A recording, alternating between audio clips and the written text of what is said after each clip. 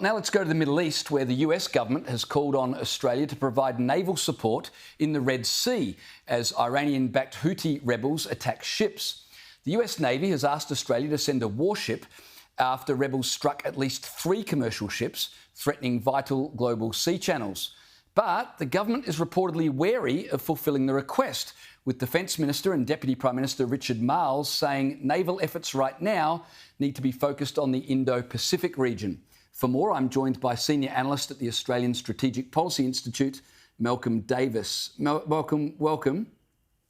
Oh, it's great to be here. Thank you for having me. Malcolm, welcome. That's a sentence I should never try to attempt ever again. Hey, listen, we're usually pretty quick to ask how high when the US says jump. What's different in this case? Why are the government hesitating? Look, I think they're hesitating for understandable reasons in one sense, in the sense that we do have to focus on the Indo-Pacific region. We do face a major challenge from China. We can't afford to leave the cupboard bare, shall we say, in terms of ready capability. When you look at what's happening in the South China Sea, where PLA Navy vessels and coastguard vessels are harassing Filipino ships, I think we do have a primary concern in the Indo-Pacific.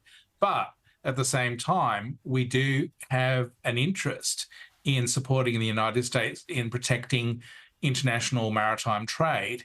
We rely on that trade, and whilst it would be very nice to be able to protect that trade only in the Indo-Pacific region, we can't ignore the fact that those sea lanes of communication stretch all the way to the Red Sea and to the Persian Gulf. And so therefore, if they're interdicted, if shipping is harassed or attacked in those regions, and the US needs our assistance, then I think it's probably in our strategic and political interest to support the US in this regard.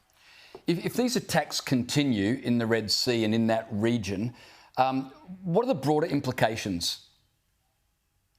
Well, look, if they continue, then I think that it's incumbent upon the US then to step up its response. If you look at how the US has been responding since October 7th, when Iranian-backed units and groups in Iraq and Syria, and now the Houthis across the Red Sea, the US has been responding very defensively, very in what could be called a pinprick response, very limited and precise.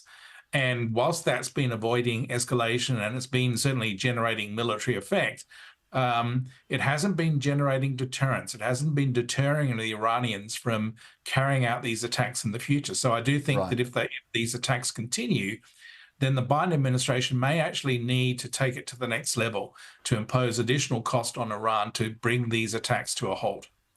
So if that happens and the Biden administration, as you say, need to escalate things, because at the moment, pinprick response, it just keeps going, right? So if they're going to curtail this, meaning they've got to escalate things, and then we've got a warship based there to help, does that not entangle Australia in something we maybe don't want to be involved in? Not necessarily. I mean, our warship, our frigate or destroyer, whatever we send, can operate in a manner that's not necessarily right at the cutting edge of operations.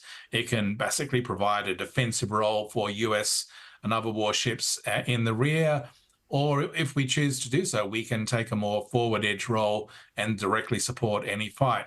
But remember, what we're talking about here is one option, for example, would be to strike at the Houthis really decisively and take out a lot of their military capability, rather than with pinprick attacks, actually go after their fighting forces, go after their limited naval capabilities, and particularly go after their missile systems and decimate them. And that would send a very strong message to Tehran that, we did this to the Houthis. If you continue to use forces across the region to attack us, then you'll be next.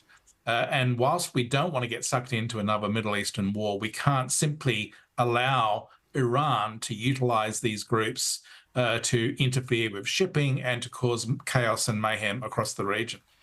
Malcolm, just before we finish, Scott Morrison wrote in The Australian this morning, or was interviewed in The Australian this morning, and he said, in light of the fact that we're getting nuclear subs now from the US, we're sort of beholden to do what the US need us to do, i.e. sending a ship to the Red Sea. But also in the United Nations, we broke ranks with the US and voted against Israel in favour of a humanitarian ceasefire. How careful does Australia need to be with our commitment now with these nuclear subs to towing the line with America? Look, we do have options. One of the options would be that rather than sending a ship to the Middle East, we could send a ship up to the South China Sea or the Sea of Japan to free up a US Navy ship to go to the Middle East. So we don't necessarily have to go directly into the fray. But I do think we have to be cognizant of the political implications of saying no to America without providing any alternative options to the US. That AUKUS legislation that's working its way through Congress and has now been approved by Congress, that's a great move going forward. I think it does send a very strong signal in terms of US support for AUKUS. But that support for AUKUS from the US Congress and from future administrations isn't going to be strong enough if we see the current Australian government or a future Australian government being hesitant about supporting the US in these key security issues. So I do think we have to be politically savvy as well as strategically minded in how we utilize our military capabilities, recognizing that, yes, there are multiple threats that we are facing in multiple regions, and we cannot have the luxury of simply choosing one region to operate in. Malcolm Davis, thanks for your time.